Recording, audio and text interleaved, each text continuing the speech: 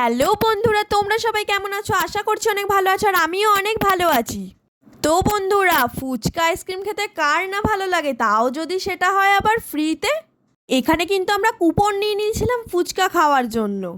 আর এখানে দেখো, আলু মাখা ফুচকা টক জল দেখে কিন্তু অলরেডি আমাদের জিভে জল চলে আসছিল, তাই টপ করে একটা মুখে নিয়ে নিলাম।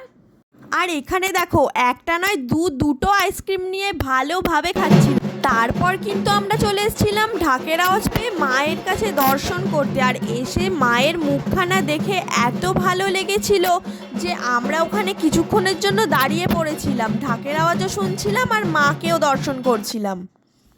এটা জানো তো, আমাদের বাড়ির পাশের একটা পাড়ার পুজো।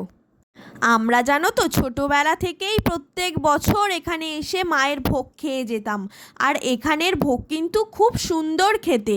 আর দেখো, আমি কিন্তু এখানে ভোগ খেয়ে নিচ্ছিলাম, আর ভোগটা এত ভালো লাগছিল যে খেয়েই যেতে ইচ্ছে করছিল। আর এখানে কিন্তু বনুটাকে টাটা করে দিয়ে আমরা আমাদের বাড়ি চলে আসছিলাম। ভিডিওটা ভালো লাগলে চ্যানেলটিকে সাবস্ক্রাইব করে দিও, আর ফেসবুকে যদি দেখে থাকো পেজটিকে ফলো করে দিও। দেখা হচ্ছে অন্য কোনো ব্লগে। Tata, bye bye.